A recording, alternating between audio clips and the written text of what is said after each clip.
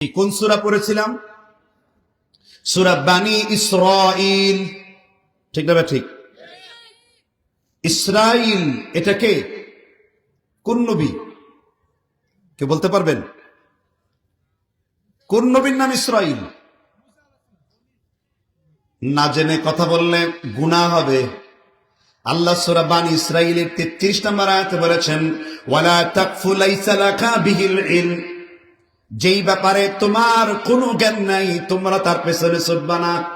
ইন্নাস সামাআ ওয়াল বাসারা ওয়াল ফুআদা কুল্লু উলাইকা কানা আনহু মাসউলা। তোমার চোখ, তোমার কান, তোমার চুল থেকে পায়ের পাতা পর্যন্ত তোমাদের প্রত্যেকটা অঙ্গ প্রত্যঙ্গ আল্লাহর দরবারে জিজ্ঞাসিত হবে। তাহলে এই আয়াত দ্বারা বুঝলাম যার জ্ঞান নাই তার পেছনে ছোটা। তাফসিরে 8টা তাফসিরের নাম বলছি। কয়টা তাফসির? নাম্বার 1 তাফহিমুল কোরআন, সৈয়দ আবুল আলা মওদুদি রাহিমাহুল্লাহ। নাম্বার 2 তাফসির ফি দিলালিল কোরআন, সৈয়দ কুতুব শহীদ রাহিমাহুল্লাহ। নাম্বার 3 আল জামিউ লিল আহকামিল কোরআন, ইমামে কুরতুবী রাহিমাহুল্লাহ। নাম্বার 4 তাফসির ইবনে কাসির, 4th খণ্ড, 106 নাম্বার পৃষ্ঠায় এই আয়াতের তাফসিরের মধ্যে কাতাদা, মুজাহিদ, সুদ্দি, ইবনে আব্বাস রাদিয়াল্লাহু আনহু, ইবনে মাসউদের ছাত্র আবু সাহাবা রাহিমাহুল্লাহ, তারা উল্লেখ করেছেন ইসরা শব্দের অর্থ হলো আল্লাহর বান্দা, আর ইল শব্দের অর্থ আল্লাহ। দুইটা মিলে হলো আল্লাহর বান্দা। এখানে ইসরাঈল আলাইহিস সালাম বলতে বোঝানো হয়েছে ইয়াকুব আলাইহিস সালামকে, কারণ ইয়াকুব আলাইহিস সালাম থেকে বনি ইসরাঈলের শাখাগুলো আল্লাহ তৈরি করেছেন। সুবহানাল্লাহ বলবেন না? কেন তাফসীর মাহফিলে আসবেন? জ্ঞান অর্জন করার জন্য। ইয়াকুবের সন্তান কয়জন? 12 জন। কি নাম তাদের জানা আছে কি? 1 নাম্বার লাভি বিন ইয়াকুব, 2 নাম্বার ইয়াহুদা বিন ইয়াকুব, 3 নাম্বার নাবতালি বিন ইয়াকুব, 4 নাম্বার আশির বিন ইয়াকুব, 5 নাম্বার রোমেন বিন ইয়াকুব, 6 নাম্বার দান বিন ইয়াকুব, 7 নাম্বার হলো ইয়াসাকের বিন ইয়াকুব, ইউসুফ বিন ইয়াকুব, বেনিয়ামিন বিন ইয়াকুব। এই 12 জন ভাই থেকে বনি ইসরাইলে লক্ষ লক্ষ নবী আল্লাহ প্রেরণ করেছেন। ক্লিয়ার কথাটা? তাহলে বনি ইসরাইল সূরার একটা পটভূমি জানলাম। এই ইয়াকুব নবীর 12 জন সন্তানের একজনের নাম হলো ইয়াহুদা। কি নাম বলেছি? ইয়াহুদা। এই ইয়াহুদার বংশধররাই হলো বর্তমানের যে ইসরাইল গোত্র রয়েছে, এই গোত্র কার বংশধর? ইয়াহুদার বংশধর। ইয়াহুদার বংশে কোন নবী এসেছিলেন? না জানে আবার ফতোয়া দিচ্ছে। এই আমি একটা দেখেছি, কোন একটা কিছু কিছু বক্তারা এখন জাহেলে মুরাক্কাব, কোরআন হাদিস নাই, তাফসীর লেখাপড়া নেই, কিন্তু মুফাসসির। ইয়াহুদার বংশে 2 জন জালিলুল কদর নবী আল্লাহ দিয়েছেন। একজন হলো দাউদ, কি নাম বলেছি? আরেকজনের নাম কি?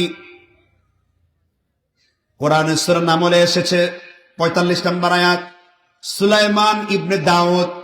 ومن الجن من يعمل بين يديه بإذن ربه ومن يزغ منهم عن أمرنا نذقه من عذاب السعير।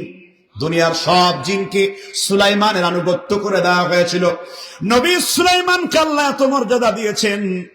আপনারা জানেন রানী বিলকিস সিংহাসন পেতেছে 1900 বা 3000 পর্দার অন্তরালে তিনি সূর্য দেবতার ইবাদত করতেন।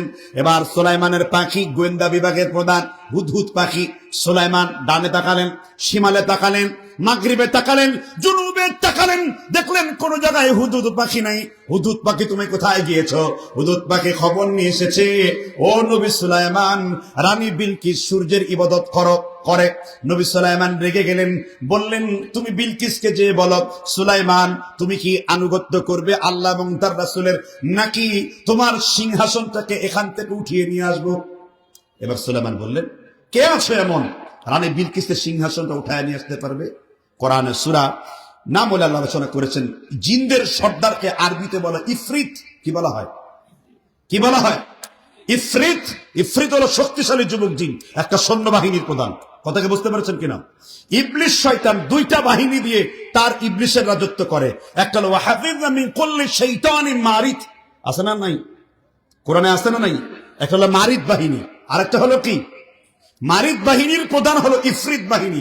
ইবলিশের অনেক ইফরিত। ইফরিত মানে ডানাওয়ালা, কিওয়ালা, তারা উঠতে পারে। সুলাইমানের ইফরিত বলল, ওয়াকালা ইফরিতুম মিনাল জিন, ও সুলাইমান, আপনি একটা সকাল রাজ দরবারে বসেছেন, এই রাজ দরবার থেকে উঠে আসতে যতটুক সময় লাগে, আমি ইফরিত ওই যে হাজার হাজার মাইল দূরে ওই সিংহাসন এসেছে, আমি এক মুহূর্তের মধ্যে আপনার সামনে এনে দিতে পারবো। সুলাইমান বললেন, এর চাইতে দ্রুত কে আনতে পারবে? কেউ পারে নাই। আমাদের দেশে 3 ধরনের তাফসীর এসেছে।